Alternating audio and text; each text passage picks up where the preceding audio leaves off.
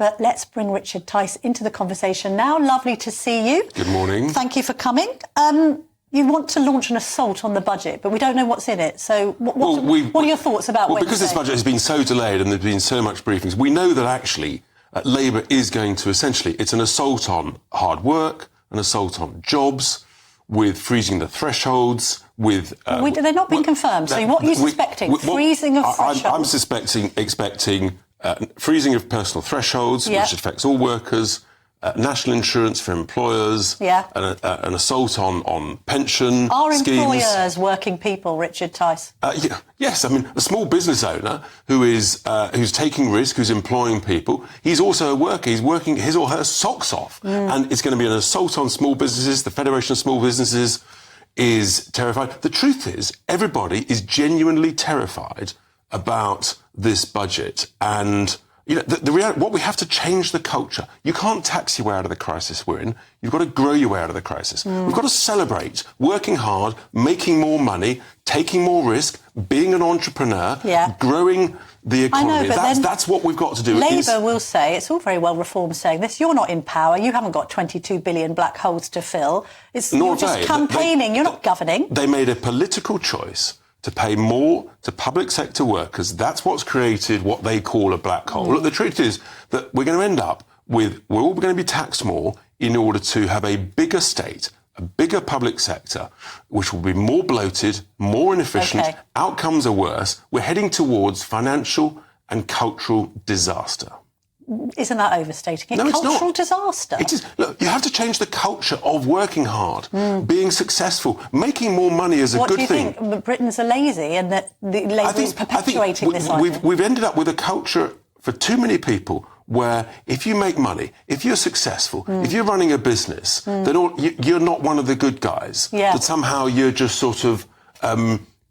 you're just in it for yourself. Actually, it's successful people who create wealth, who generate and create jobs. That's what drives growth. That's what drove growth in the 80s and 90s of 2.5% to 3.5% a year. We're miles away from that. When we had a smaller state, a state that actually worked and was efficient. We've got the worst of all worlds at the moment. Are Reform now more inclined to go after Labour voters than Conservative voters?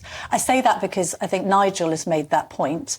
It's kind of quite J.D. Vancian to sort of have this proposition where you are right-wing in a lot of your socially conservative social policies and culture policies.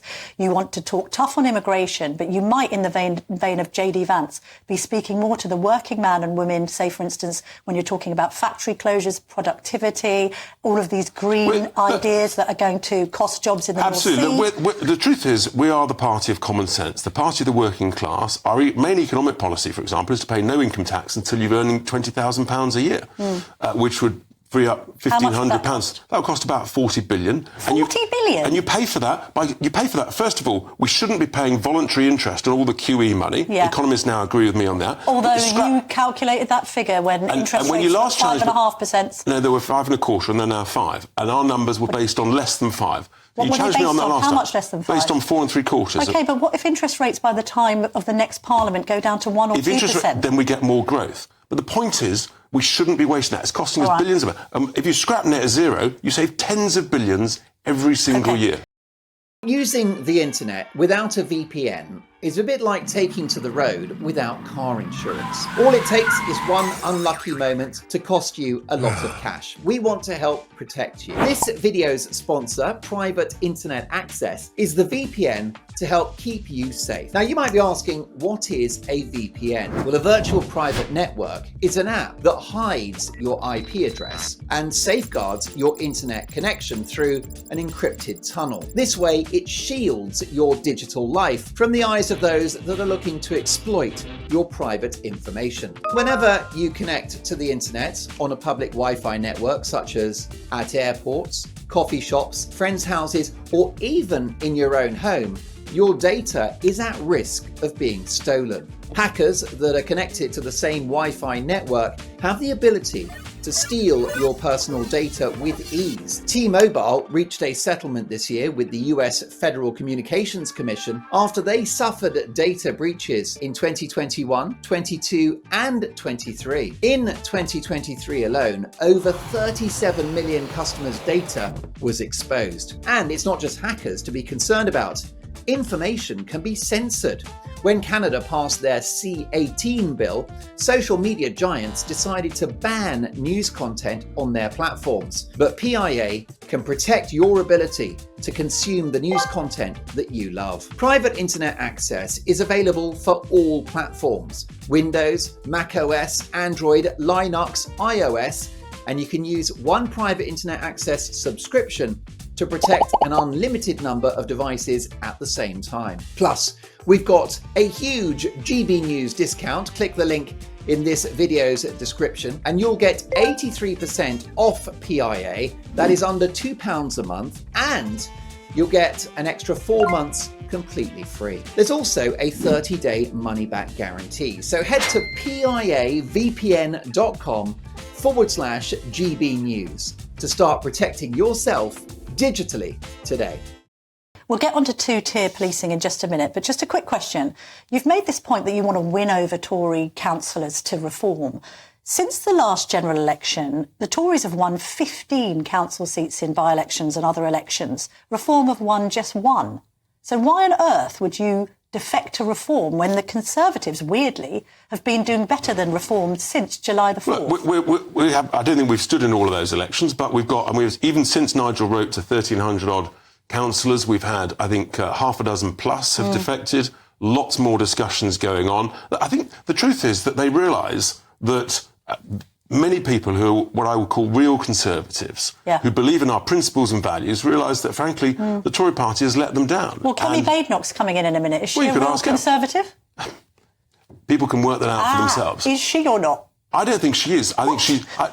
genuinely, I think that she's, for example, she's pro-mass immigration. She hasn't talked about leaving an overseas court that we don't need to be a member of. Oh, so you want to pin her down on so you think that Robert Jenrick is a real Conservative then? Because he wants to leave the ECHR? Well, I think you've got to grow the economy. We've got to leave the ECHR. Do you think he's a real Conservative? I think he's more real than Kemi, yes. We'll put this to her then. You've got to cross paths, by the way, when you leave the studio, so good luck with that.